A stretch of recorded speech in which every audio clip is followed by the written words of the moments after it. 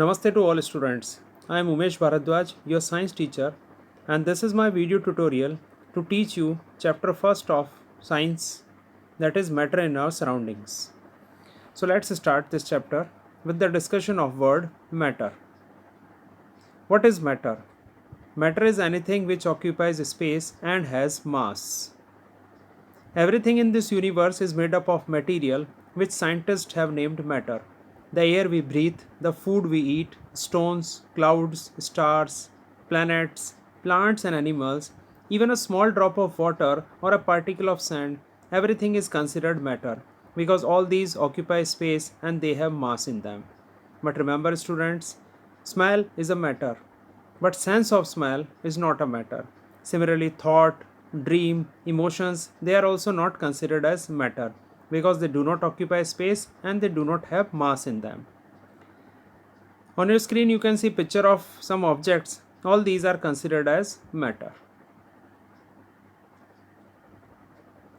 Now we would talk about classification of matter. Earlier Indian philosophers classified matter in the form of 5 basic elements such as air, earth, fire, sky and water, which are called Panch Tattva. But modern day scientists have evolved two types of classification of matter based on their physical properties and chemical nature. On the basis of physical properties, matter can be classified as solids, liquids, and gases. On the basis of chemical composition, matter is classified as pure substances and mixtures. Pure substance is one which is made up of one type of particles, while mixtures are made by mixing two or more pure substances together. Mixture may be homogeneous or heterogeneous. Now we will study physical nature of matter or characteristics of matter. Matter is made up of particles. The particles of matter are very small. The particles of matter have space between them. The particles of matter are continuously moving. The particles of matter attract each other. Now we will prove these characteristics one by one with the help of simple activities.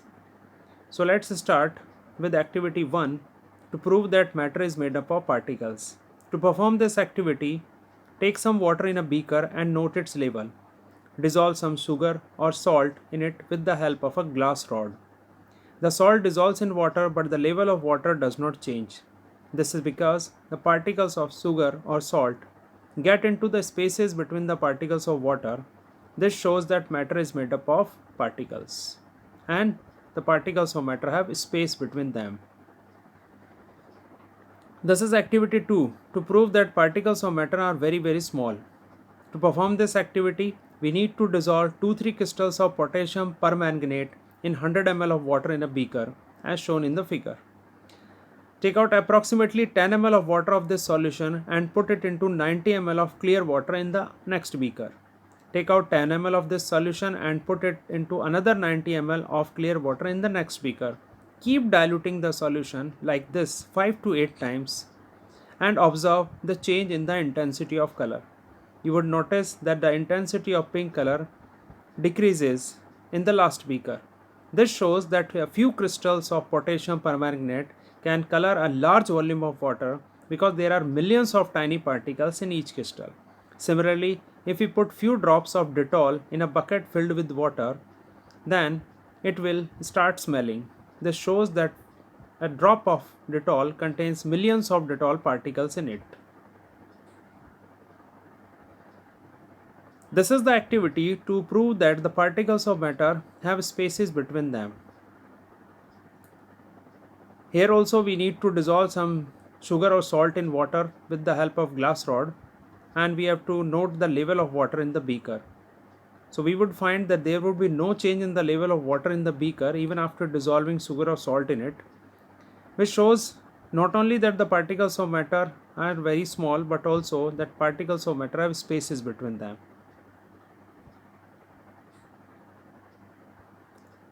Now to prove that the particles of matter are continuously moving, we can take the example of incense stick. If we burn incense stick or agarbatti at one corner of the house, its smell can be detected in other corners as well. This is because the particles of matter are continuously moving. There is one simple activity also. Take some water in a beaker and put a drop of blue or red ink slowly along the sides of a beaker. Leave it undisturbed for few hours. The ink spreads evenly through the water due to the movement of particles of water and ink. Particles of matter are continuously moving, that is, they possess the kinetic energy. As the temperature rises, particles move faster. This is because we get the smell of hot sizzling food from a far distance, but to take the smell of a cold food, we have to go near to it. The intermixing of two or more different types of matter on their own is called diffusion. This is the activity to show that particles of matter attract each other. You can see in the picture, the particles of solid, liquid and gas are shown to you. In solids, the particles are tightly packed with very less interparticular spaces. So that's why solids are rigid or hard. Liquids have some gaps between the particles, but gases have large interparticular spaces. We can perform this activity by taking an iron nail, a piece of chalk and a rubber band. Try breaking them by hammering, cutting or stretching. What you would observe? You would observe that it is very difficult to bend a piece of iron nail, but a chalk can easily be broken into powder form. A rubber band can also easily be stretched. This is because the iron nails are made up of iron particles which are tightly packed together. A piece of chalk is also a solid, but the force of attraction is not so strong as it is in case of iron nail. Rubber band is also a solid, but the force of attraction is quite less, so it can easily be stretched.